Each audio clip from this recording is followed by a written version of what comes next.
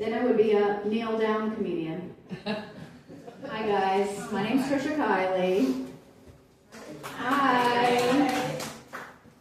They always ask, how are you doing tonight? But we're on the edge of World War III, so I'll just say you guys are doing great, right?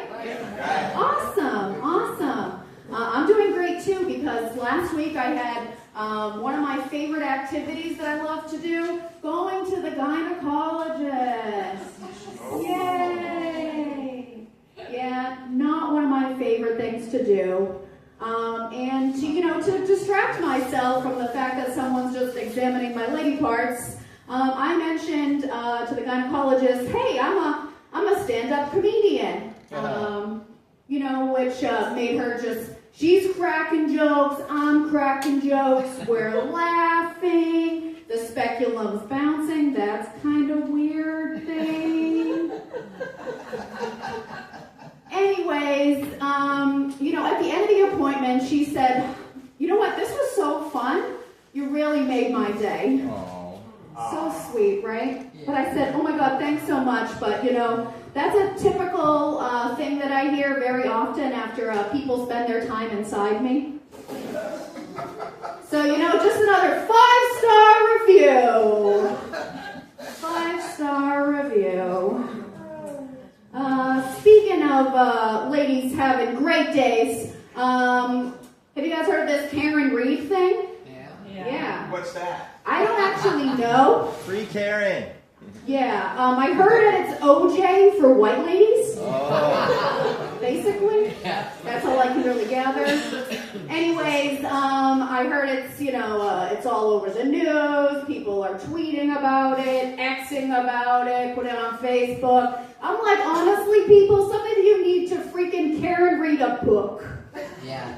Guys. Yeah. Seriously. Speaking of which, I did just want to give you guys a little grammar lesson today. That's one of the services I provide, comedy and grammar lessons. Here's something. When do you use the phrase lie down versus lay down? Objects lay down. People lie down. Easy to remember because people lie. That's how you can remember it. So the phrase getting laid, actually grammatically incorrect. Yeah, unless you're being objectified. Only then can you get laid. Only then can you get laid. And if someone asks you, hey, would you like to get laid? If you want to be honest and respect yourself, you have to say, I'm sorry, I don't get laid. I lie. And you might hear that joke and be like, that's a silly word joke. I wonder if that lady likes to smoke something that's a little funky. And unfortunately, I don't. I do come from a long line of stoners, though, so I'm a disappointment to my whole family line. My mom started smoking when she was 11 years old. And my grandma was an early supporter of medical marijuana because she had 8 children, so she needed that medicine to prevent herself from committing 8 acts of murder. Murder. But me, I'm just too anxious, too paranoid.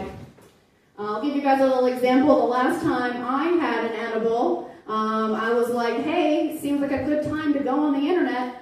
So I'm just scrolling through my feed. And, sometimes you get those targeted ads.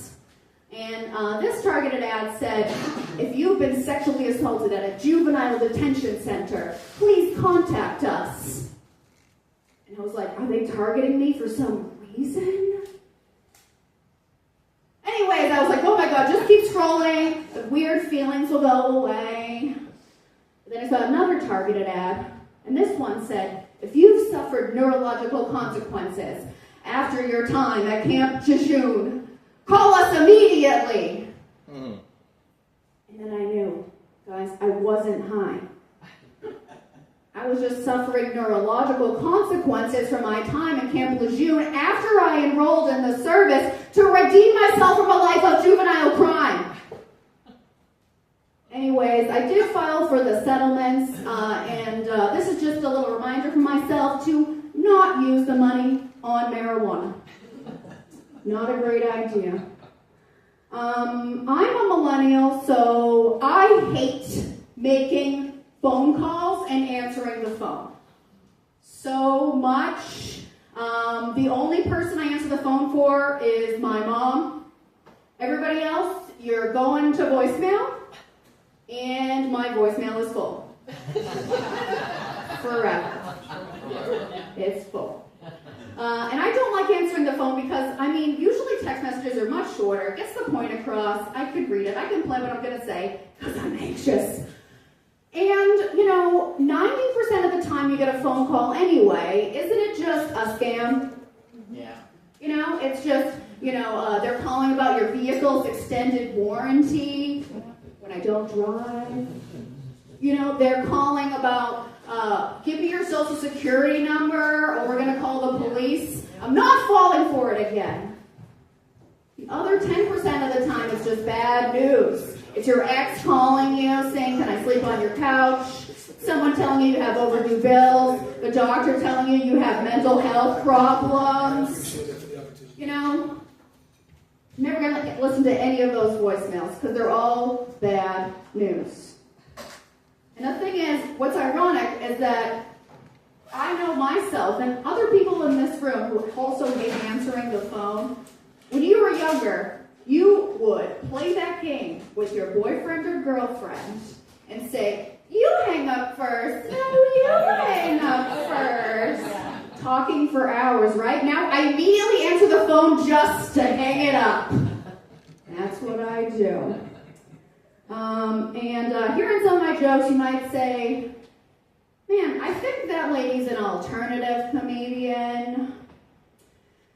And I'm not sure I really like that term because to me it's like a little bit of it's not that friendly, right? It's like they wish that I was someone else maybe. They wish there was an alternative to this, but there isn't. Guys, I'm kind of, embarrassing to tell your friends that you like because there's so many bad puns. Kind of like the band Creed, right? It's a little embarrassing to tell your friends that you like it. Anyways, I hope you guys will accept me with arms wide open. I know. I'll take you higher. Yes, exactly. We have a Creed fan in the audience. Don't tell his friends. Don't tell his friends. And something I did as an alternative comedian recently was, as an alternative comedian, you probably are like, well, that lady is probably liberal and a vegan. You're right. Mm-hmm. And I was like, my husband, let's go on a fun date. And he was like, let's go to the gun range. That seems like a thing that we would do. Yeah, it was a cultural experience for me, guys. Because when I drove up, I drive a compact car, and there's just lifted Ford F-150s parked out front. So I wasn't sure where I should park, but I found a space in between them. Before I went inside, I did check the tires, because I wanted to make sure I didn't tread on anyone. It's very offensive at the gun range community. And then you go inside, right, and you pick which of the targets you want to shoot. They had several choices. They had a Mexican crossing the border. Thought about that one for a second. They had a nonviolent protester. Thought about that one. But they said I probably should pick the number one choice, which was Hillary Clinton's emails. But I decided to just stick with the classic, the bullseye. Even though as a vegan I did feel bad for the bull. Felt a lot of empathy for it. Anyways, we go in, we start shooting on lane number 4. In lane number 1, some teenagers come in. And guys, in New Hampshire, they will just give you an AK-47 if your parents sign a waiver, no matter how old you are.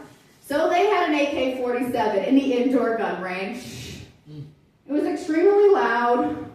And I was like, man, I think I'm going to go over there and give those guys a piece of my mind. My husband was like, maybe they're practicing for a school shooting. And I'm like, oh, don't want to interrupt that. Anyways, he said, do you want to get out of here? And I said, sure. Let's go there. Let's make our escape. Come on, let's go. So we can stay. You guys get the idea. It's great. It's great. And that's all my jokes. My name is Trisha Kiley. Thanks so much. Bye.